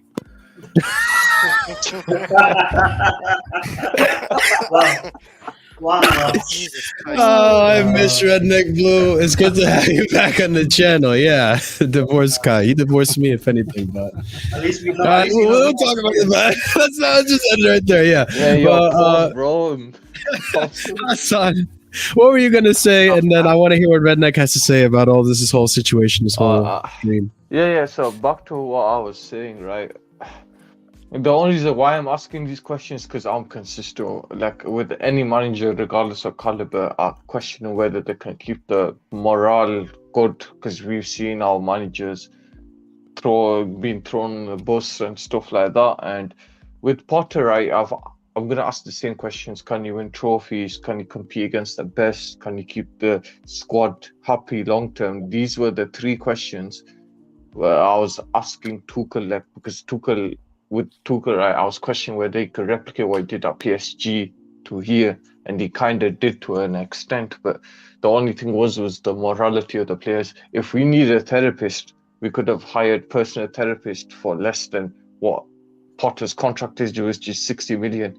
That could a lot. I noticed a lot of these players need therapy, but let's be honest, it's a lot cheaper hiring personal ones over 5 years for 6 million. Rather than paying 60 for as a lower caliber manager with this stuff. But it's just a lot of questions that need to be asked, and I'm questioning the fan base of why they are saying, and certain big accounts, when Tuchel walked in, they were asking all these questions. But when Potter's coming in, they're saying back him, he needs time. And you know what's funny? And there's top four. Before it was top four should be bare minimum regardless of manager, and now Potter should be sucked if he doesn't make top four. So where's the all I'm gonna say is just keep your consistency, just keep it consistent, don't lower your views based on riding the waves and stuff like that, because inevitably we're just gonna be another Arsenal and stuff like that. And if Potter fails, I'm not gonna blame Potter, it's gonna be Boehly and co. I'm gonna look at them. Fair enough. I mean, I find it really funny that your user is trust the process, but you seem to be the most untrusting of the process. You have the most questions of anyone I've heard. I do have You're questions, muted again, Alex. I think it's a sarcastic, is it? That's what it is. It's a bit of sarcasm, yeah, but... But anyways, Alex, what are you saying, bro? I haven't heard from you about this whole situation. Unless you're coming here to troll and say Brendan Rodgers in, then I mean I'll kick you right back out, bro. No, I can't stand Brendan Rodgers. Never liked him. Always yeah, don't blame you. Yeah. Never liked the Brendan Rodgers actually. But look, I was a Tuchel guy, and I think the people that complaining about the process, it's kind of like the reason why I'm upset about the Tuchel, because the people that liked the Tuchel kind of thought maybe trust the process was going to be using with Tuchel in it. You see what I'm saying? That's the problem with the process. Whole situation we got broken-hearted because we wanted Tuchel to be the one that actually behind the process. Well, the process ended short because Andrew doesn't like Tuchel. So Andrew, like, oh, I'm a big boy. I don't cry for managers. But it is what it is. Look, we cry for a day, for 5 minutes and stuff like that. Yeah. And we move on. As simple as that, because I can't do nothing. You can do nothing. Yeah, What of a course. manager is Harry Potter now. So we gotta build it behind the Harry Potter. I literally watched the two first movies, 2001 and 2002 Harry You didn't Potter. watch He more needs than this that? one. He needs He's this one, man. actually He going needs on this He's one got- to win. No, I never He needs watched the this one to movies, win. He so needs this one to win. They're great now movies. He needs this one You to win, what? man. I'm telling you. They're great He needs this movies. one. no, Like, they're not. he's a massive nerd of Harry Potter. I can tell. He's got the wand and everything. I mean, the older Ahmed one. That's does. what he needs. Anyway, as I was saying, I watched the two movies. It's 6 more ahead. I hope the amount of movies I watch, the amount of years we're gonna trust the process, and let's hope that trust the process is gonna work. That's all it is. I don't know what the guy. I heard the guy saying that he has some kind of psychiatric degree. He's I'm a happy. therapist, man. That's what he is. Emotional I mean, intelligence therapist or look, something. I I don't always know. I look. thought he said something else. I know what it is in a medical and a mental thing, and believe it or not, but the professional football players, it's not as much as what's the name as it's a mental block. Eventually, it becomes mental because you know everything on your body knows how to deal with the physical abilities, but the mental part of it, it's actually a big part of it. It's always been those guys that can actually mentally control themselves on the biggest stage of the world. It's a big part, and I'm not gonna deny it. And I knew Tuchel. I did not want a Tuchel. I didn't want a Tuchel in the beginning because I knew his character. I knew how he was playing before in a different club. I did not think it's gonna work with Roman Abramovich. I didn't, because the way was trigger was how you say that, trigger finger Trigger happy. Roman. I didn't think it was ever gonna work out. And I Yeah, think the I reason see where is you're coming from. You see what I'm saying? And the reason Yeah. why I was so surprised that it worked out, and the only explanation is Roman was not allowed in the country. That's why it worked. So he had to how you say, talk to Peter Cech. He had to talk to Marina, and why not what's the name, Roman? Why not? Like, if you remember Mourinho, every time a couple of bad performances comes in, all of a sudden a helicopter landing in the Cobham. You see what I'm saying? That did not happen. So I was wondering why is it that Thomas Tuchel and the old regime had a good relationship. That's the only explanation I can explain. Otherwise, on the paper, it shouldn't work out. And I think if it was gonna be like before 2012, I think it would didn't, because it was short-tempered, both of them. But ironically enough, Redneck, apparently Tuchel wanted Roma wanted Tuchel and his project at 2016 once, before he went PSG. Apparently he really loved it, even though on paper it would never work out. Maybe he really wanted to have him as a long-term manager, and he didn't see anyone else as... In 2016, what's his name? Todd Boehly made the first offer to buy Chelsea. Actually, 16 or 14. One of those years. 16. I think it was 16. It was 2016, and he came again under Sarri. Yeah. He came quite a few times. But with Harry Potter, I tell you what, I liked the guy before. Like, I like the way he handled himself on the touchline. I never liked the managers that micromanage teams, because it gets annoyed. It really gets annoyed when you micromanage. And Tuchel remind me of AVB on the sideline. He remind me of AVB. But really, I don't know. It's so horrible with him. You what? with AVB, I really hate it because he hated like all the older players and everything, the senior players. He just Were you even born I don't then? know. AVP just looks like a Also, dickhead, yeah, man. fuck AVP off. just looks like a dickhead. I can't like AVP. When he was at the touchline, AVP just looked like a dickhead in it. So Fair enough. I was in secondary school when AVB was there. You guys reminded me of someone. Do you guys think that Tuchel's a victim of like, of you said, of the modern generation? You'd say because a lot of these players need to be babied. So I feel like if he was part of the older generations. We had those players before Tuchel, so I don't think it's the Tuchel. I think it's. Remember what John Terry did when he didn't think Roman was in it? Like all of a sudden, start working with Manchester City. You gotta remind me because there's a lot of stories of how old players were. Yeah, I don't remember if it was 2010. No, it's right after Carlo. Was 2010, right? Yeah. 2009. Yeah, he was working. For Man City. Yeah. I remember now. Was trying to get me. People forget this, you know. A lot of our old players. If you remember, Ancelotti's one of his first press conferences, he said, jokingly, "I'm here to announce, that John Terry will no longer be Chelsea captain or something because he's leaving," and then he laughed about it. But yeah, he used that. No player is that really loyal. It's all about the money. True. People saying that our forward lines are supposed to be like by the ones that made the Tuchel sack. It's hard for me to say one thing that I really want to say because it's the Not Lewis channel. But you can say. I mean, you could say it. This is still no filter football. It's just a different name.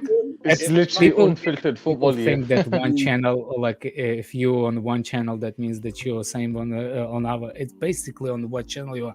But for me, they are a bunch of pussies of forward lines. Yeah. They are I don't disagree with that.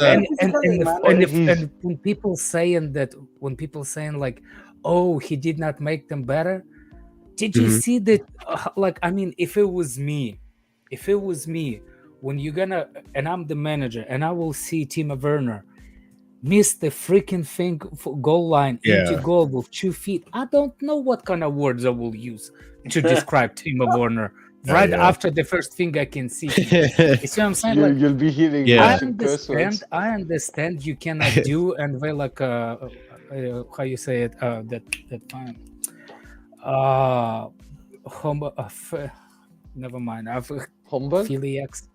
No. It's the definition of the young generations that they are such a broken-hearted, so easy, like a bleed out. Soy boys. Emotional hemophiliacs. Like they bleed so. That's a big word. You know what I'm saying? Like if bleeding heart. If you like wear your heart on your sleeve, and all of a sudden they like emotionally bleed out, like, you know what I'm saying? It's it. You have to find emotional damage. Exactly. But you can't. You see what I'm saying? So to see the Tuchel that on the sideline doing all those like landing a helicopter, I just don't understand like what he's gonna do when he actually sees Timo Werner when missing the empty net. What he will do when he, you see what I'm saying? That's the thing too. Like that's why what Hasan was saying earlier about having, like I said this a long time ago on the channel, that like I really think we should have psychologists or therapists for these players that like, and I agree with you, Redneck. I'm of the old mindset. Like we didn't need this shit for Drogba. We didn't need shit for Lampard. We didn't need this shit for like the more hardened old school players because it was such a different time. But nowadays, I feel like players are so fragile and their egos are so fragile that when they start going into bad form, it wouldn't hurt to have a therapist or whatever in Cobham to just help them get their confidence up or their belief and their morale up. Something to just make sure like Timo Werner should be putting away those chances. The reason he's not is because he's in his head all the time. Exactly. You know, so it would be useful to have that. We save a lot of money. Whatever helps. They don't want like whatever helps. You know that the players get paid more than managers. Mm-hmm. Yeah. Like if you office, you make more money than your manager. Do you really gonna think that he's gonna respect him? Mm-hmm. I think You see what I'm saying? the Like thing- with Pulisic, like people, Pulisic have a chance. Okay, tell me out of all our forwards, The attack. out of like Just attack, clarify. like Yeah. people, like players from our attack. Tell me what happened before Thomas Tuchel was there. Were they firing on all? So it's not about Tuchel. They didn't fire when he wasn't even there either. Yeah. You see what I'm saying? So it's kind of like, look, I'm not defending Thomas Tuchel. I knew he was. I know that he's a person that's like confrontational. I know he is because Yes. it's basically how he was talking before. It's history. Exactly. So there's evidence of it. That's it. I just think that there's do you think I'm blame Boehly? No, he's the one that bought the club. Yeah. Like he wants to, even if he did not have excuse, like for example, you know what? I don't have excuse to fire him. I still want to. You know what I'm saying? Like just to rip the whole thing and make my own. It's my club. Yeah. That's my I think the biggest thing. And it's okay to be with it. The difference is like if you making that big of a statement, if it doesn't work out, Yeah, falls back on you. It's on you. It's on that's him the now. big question. That's what Hasan's saying before. Is it gonna be who's gonna take responsibility for it? Because like people saying, fans are tickle heads. They remember the good stuff. They despise the bad stuff. And if you backstabbing them now, when they're literally emotional philiacs as a fans, not as a players, there's plenty of those kind of fans too, like Chris. I was But- thinking like Todd Boehly's got rid of like everything, like a bunch of players, the backroom staff or whatever. Yeah, it's all That all was down. coming. Mourinho, I Czech. knew it was gonna happen. Buck is still somewhere there, but that's it, innit? I just know didn't think it anyone's was gonna be surprised. that brutal. Don't know anyone's surprised by it. That's what I mean. Name me the club that got the new owner that kept something old. Maybe the cleaning lady or something. Kroenke. That's the Yeah, one. yeah. Probably Wenger. Glazes? Kroenke's That's it. Wenger, innit? Literally. Clunky when they kept the mascot. Wenger, basically. No, Kroenke actually fired the mascot. He fired loads of people, bro. It did. And he put Ozil in his place. Jesus fucking Christ. Exactly, he put Ozil in. Oh my days. So Fucking- look, I have high hopes for Harry Potter. I really do. I hope it works out because if it Me works too. out, we're all happy. Yeah, we should And all the- hope it works out. Exactly, Yeah. and if it is the way we think, because I liked him, the big thing is how he gonna perform with the gun behind his head. That's the biggest problem. Is Harry Potter gonna perform week by week, knowing that there is a double barrel behind his head? Because that's how Chelsea it is. Should we? I'm gonna. So, Sam, I'm gonna just. Anything last words from you, Sam? Because I'm gonna get Prime back in. So, That's how we're right, bro. Alonso's a legend. all right, you used to have your own Easy. thing. Okay. Nice. We're going backstage for that one. Yeah, for that one you can go backstage. Thank you, Hassan. Thank you. Unbelievable. I got it. Right, You Brian. should have known when he said let's have it right. Like it's going downhill from there. Does anyone disagree with this? I mean, don't like obviously read it all. Don't go off the handle. Read it, but also, did anyone believe the rumors about Campos today that came out?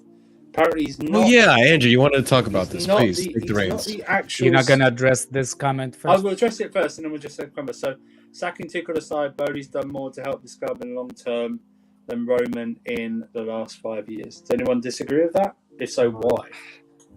I don't disagree. I just know the reason why. The thing is, Okay. It was sanctioned. It is. It was kind of hard for him to no, move but the money. problem is we never really recovered when Emanada left the club because we never got a suitable replacement for Emanada.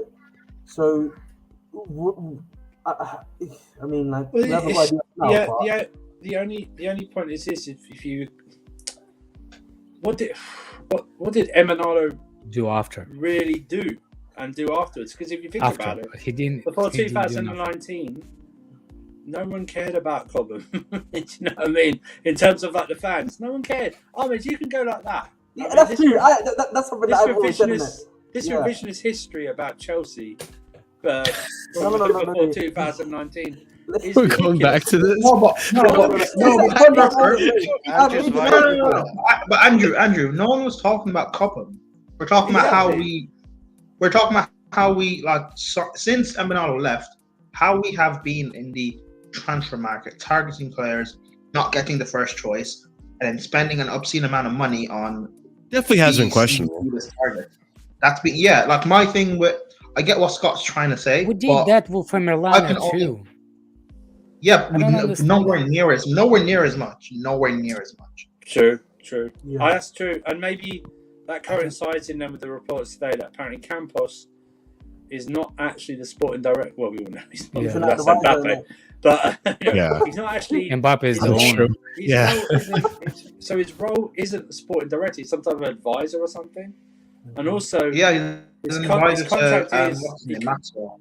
Yeah, He's the hand of the king. That's what he his is. contract is that he's got like a deal with them where he can't be at the same role parallel to somewhere else. So apparently Boehly's talking to him. So it'd be interesting. I don't even know who the guy is. So well, Campos is. Have you seen the deals that apparently frustrated? Even with the great deals they've done over the summer, he's very frustrated with the outgoings for PSG. 'Cause apparently they just went on loan and something like that, and a few of the incomers as well. He targeted Skriniar, Bernardo Silva. Apparently, that wasn't top target, stuff like that. But we need a director of football, so be interested to see. It'd be quite a mix if we have Potter as the coach and Campos as the really good. director of football. I like this idea of Ocampos because based on what you guys told me, they basically did revamp their whole entire midfield, which they desperately needed. Other than Verratti, there really wasn't like many players that were coming out of PSG. They were failing in the midfield. Look at the price as well. Where they've revamped that midfield. It's very cheap. Very 101 cheap. million spent. And I don't know. People will go, yeah, but obviously the Premier League clubs get paid. Well, they get charged a lot more given the TV rights and everything. But it'd be interesting to see, what the price would be if Campos comes in. What's he going to target?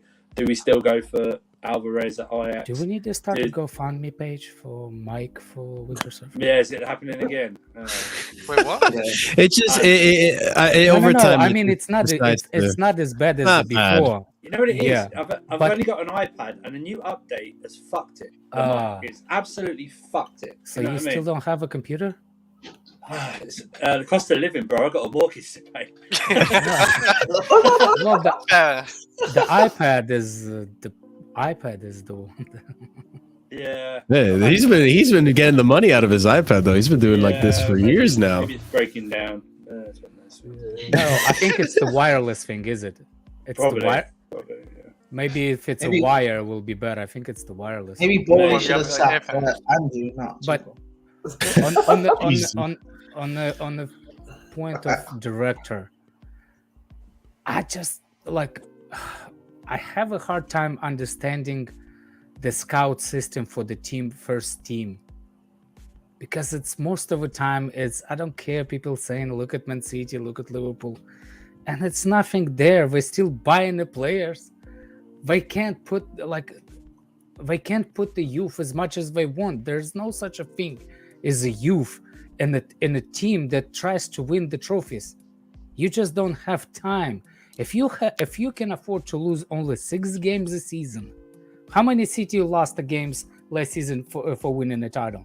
Maybe 6. I don't know. Let's say 6. Let's say 5-6. And if you're gonna explore the players, the youth, and the games and stuff like that, like by saying like, "Oh, we did with Foden," I don't see much progression in Foden. Who else did it? In the past 4 or 5 years, they only did Foden, right? So what's the process there? What's the structure? Everybody keeps saying me that happens in City and Liverpool. I don't understand the structure. If you don't understand it, that's cool. The structure at City is that they sign the right profile players to fit their system and how they play. Oh, I see. Grealish types of signings. the newness types of signings. Signings The like Bernardo midfielders Silva, from the ADB, what's the name? Cancelo, Kyle Walker, Ederson, players like that. Yeah. But like, but like on to this too. And Alex, I do want to ask you this: is what do you think of this idea that he's going to try to build a subsidiary? So we might have like an LA Chelsea and like that. Actually, I like that. Actual idea, I like because we always had it. We just did not use it. What do you think that Roman Abramovich did with what's the name that club? Vitesse.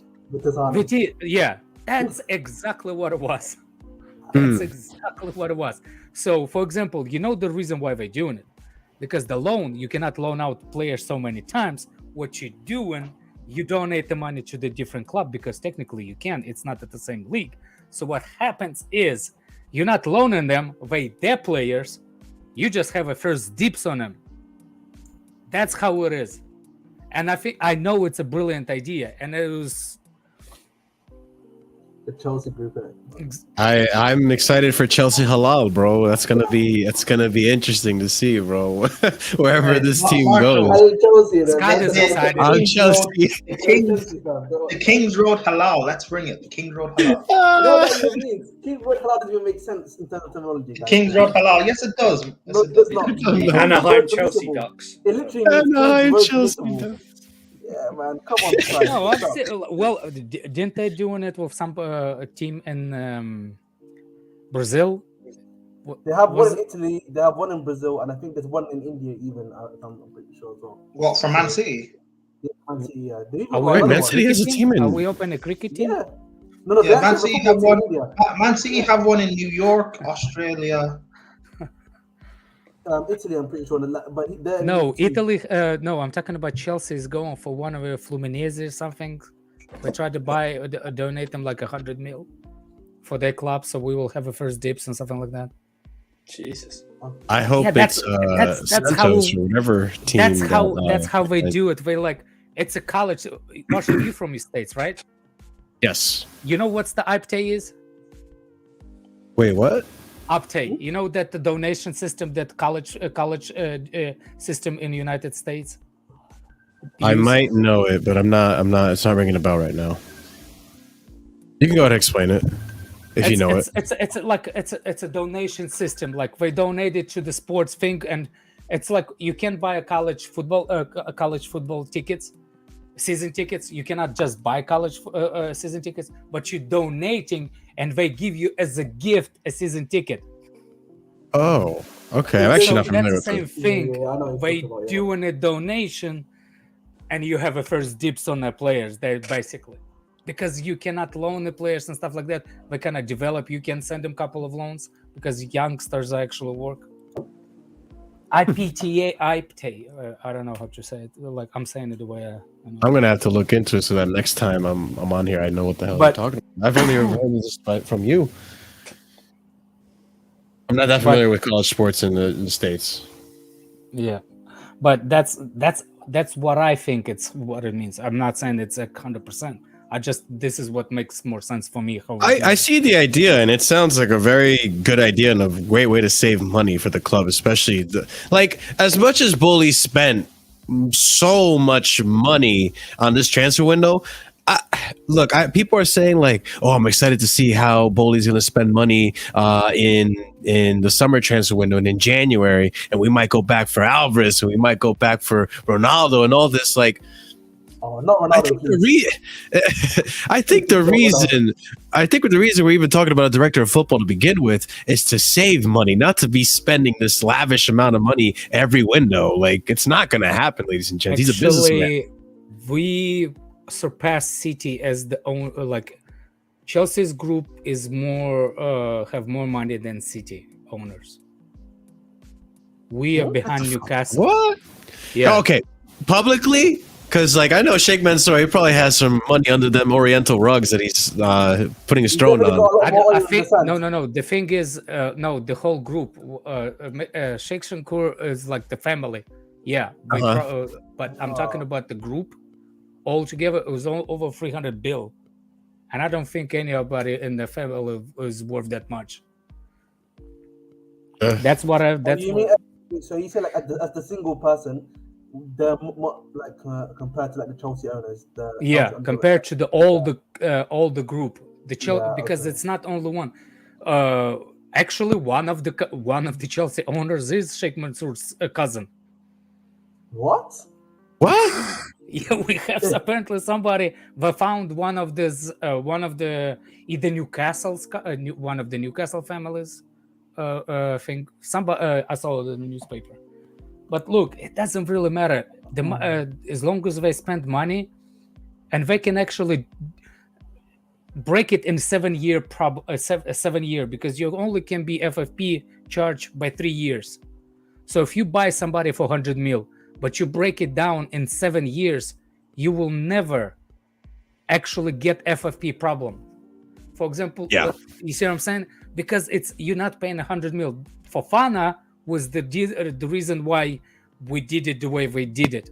And the price all of a sudden was like, whoa, it's not 85, but it's 69 because we paid the whole price at once. But if we will pay 85, they would have done it like 20 mil a season. And for 20 mil a season, we scrap it for 4 years. We already in clear of FFP. You see what I'm saying? Because it's based on 3 years. Every 3 years FFP. Let me see. Let's edit the whole thing. That is very interesting. This is what we like to have you on, Alex. You always give us a different perspective. Mansour has like 1,000 cousins. Yeah, true. Yeah, I just looked into it. Yeah, the one cousin is the one that bought the Newcastle, or is in. I'm telling you, we have a cousin of I think it's Newcastle actually, right? I think one of the Chelsea's owners, like one of the cousins of Newcastle. You know, and that's why. That's what yeah. That's what they're buy. I'm pretty sure. But hey, whatever it is, it's still. But yeah, it will work. A lot of money. A lot of money, and I wouldn't be surprised if we will sign 2 or 3 players in December. Yeah, we probably we have to, and I hope we do get Ocampos, and I hope he does work with Potter. And look, I don't even think Potter's going to need much, to be honest with you, like other than, the midfield issue. And even then, we don't know what he's going to do. He might even put Mount in a pivot and actually make it work. It'll be a miracle, and it'll be a surprise. But I do believe that this manager, this coach, has the ability to improve players. We've seen it with Gross. We've seen it with McAllister. We saw it with Cucurella. We saw it with Trossard. Even Welbeck has a resurrection in his career. I wouldn't be... look, I don't like this, ladies and gents. I don't like this. I'm warning you right now. But I wouldn't be surprised if Romelu Lukaku walks back into this team and actually starts playing for Chelsea next season and actually works out. I wouldn't be surprised. I'm just saying, man, I wouldn't be surprised because we actually have a manager that has... Lukaku high, I'm alive. Let's go. Run back. R9. This club, yeah, I'm gonna lose it, man. R9. Bro, if Lukaku comes back to this club, wait, deep this for a minute. If Lukaku goes back to this club, he has to fight with Aubameyang for that 9 number again. They have to have a shoot off. And actually, physical fight. I want to see the physical fight. Not pizza slice in each other's faces. Bring back R9. Listen to Prime. More like L9. Bring back R9. Bring back R9. We don't have pizzeria. The only R9 we don't have pizzeria in the Coben. The only R9 to win Serie A. Well, that's also we also didn't even take into consideration. We might still probably sign Ronaldo because it seems like Boehly really wants that marketing money. Ronaldo R9 front 2. Let's go. Let's go. Well, Ronaldo has to fill with Conte for the 7. That's about it. Hey, the 2 R's is the front 2. Let's go. R9. No, my God. What about Rashford? We are looking at impact. No. If Rashford comes into this team, I am kicking off. Triple R front 3. Let's go. Rashford, Ronaldo, Romelu, let's go. Yes. I'm all for it. Yeah, we have lost the cuff. I'm all for it.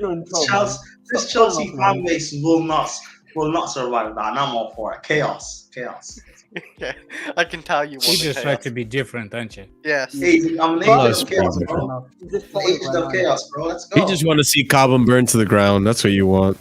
Hey, Cobham doesn't exist anymore, bro. Ronaldo, Romelu, Rashford, let's go. Oh my Name me God. another. Name me. You know what? Even bring back Alonso. Even bring Marcus Alonso. Why are Have we you need just No, taken to all right, something like why enough we of you, need 5 minutes? why we need Rashford? We don't have to feed the kids.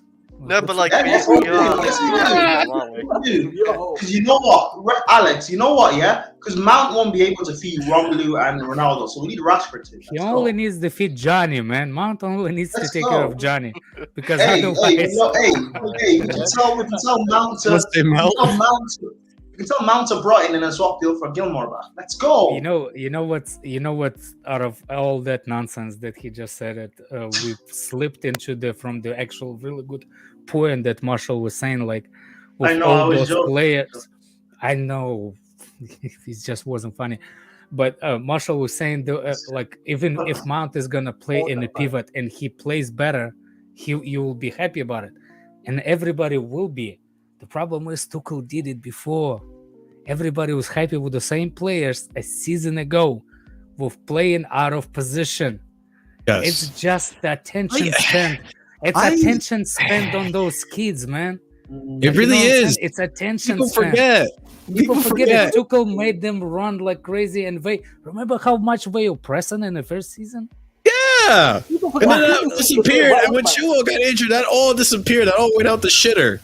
Exactly. I mean, like everything what we want out of, like, people say, I think people misunderstanding that what's his name? Harry Potter is actually playing the same way as Tuchel is. Yeah. He likes to pack midfield. They're pretty much exactly the same managers. The one is doing with the how you say it, without minerals mounts, just regular people, just no minerals, just regular players. Over here we have it's it. That's the only difference. I don't know. We'll see. Because people say, "Oh, look at all those forwards playing out of position." Did you watch Harry Potter coach? Any of those players played in their position? Look at Trossard. Look at McAllister. Those are like two prime examples. Even Gross. I don't know why people are so like obsessed with like positions anyway. Like positions don't really matter like that much. Bro, people seem to forget that when Callum Hudson-Odoi under Tuchel, Callum Hudson-Odoi had some of his best performance as right wing back. Let's not talk about Hudson-Odoi anymore, man. That's not a joke. Yeah, it's not. He had some of his better performances. Wolves. And then was the other team. There you go. Atletico Madrid. He played really well as right wing back, but people seem to forget. As soon as he goes and dips into form, it's like, oh, play him in his position. He's right a right wing back. Bro, his best games have been another right wing back. What are we talking about? It is. Pulisic always been best out of the bench. He was never good in the starting lineup. He always good coming off the bench.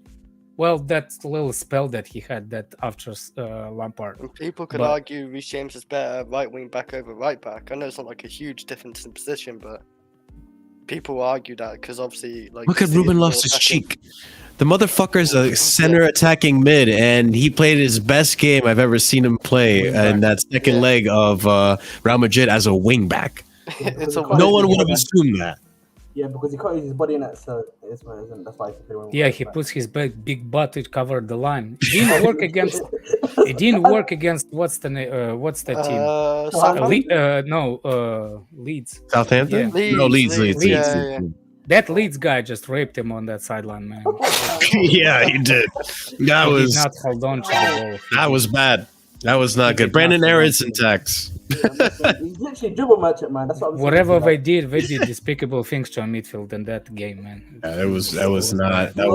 That was a wake up call for a lot of people. That's when I knew Tuchel's time was running out, because the players that he used to be trusted, they stopped playing. I can see that. Yeah. I just didn't think it's gonna be that quick.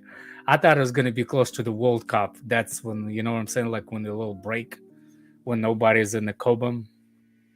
Yeah, I didn't expect him to get the sacking that quick. That was especially when you just ended the window a few days before. It's like, oh, you didn't even get a chance to. The man barely got to hug Aubameyang. Like, come on, man. Like, got the reunion, and he's just like, all right, I'll see you when I see you next club, man. Like, I'll see you in the MLS or something. Like, who knows? But it is what it is. It's sad. At least But it's not a I'm long excited. contract. Yeah, and I'm excited to see what's going to happen with Chelsea. We got football Wednesday, right? Wednesday's the Champions League game for us. Yeah, The but Liverpool game has got cancelled too, I think. Well, they could use it because they've They've been in worse form than us, and that's quite bad. yeah. Maybe they should sack fucking. Oh my God! Imagine they sack one German and hire another one. Maybe we hire Klopp before we did Potter. But As a matter of fact, when Tuchel got sacked, the Liverpool played that day at Championship League, and they got A German they got connection. pizza, yeah. Trent, Napoli Trent got raped, man. Trent raped. They got that meat lovers sausage pie. That's what they got. Jesus Christ, man. There's a They meatball got. sub without the balls. That Georgian winger, he's king, man. He's king. I'm not gonna lie, man. He's a Yeah. All right, ladies and gents, I'm going to go ahead and wrap it up here. It was a good stream. Thank you, Redneck, for coming in, Ahmed for coming in, Prime, Chris, Winter Surfer for being here as well. I'll see you later, Redneck. Come back soon, hopefully. And there's not another divorce by the time we talk next. Well, unless you adopt a kid like Chris over here. Oh, my days. See you guys. Later. But all right, ladies and gents, thank you so much for being here. Please smash that like button. Make sure you subscribe if you're new to the channel. Leave a comment down below. Let us know what you think. Check out the links in the description. And as always, we'll catch you again Wednesday after the match to react to the match. And maybe there might be another stream in between. Who knows? I don't know. Things have been so crazy and busy for Chelsea. You never know nowadays. So until next time, Casually FC, thank you for being here. We'll catch you next time. Peace.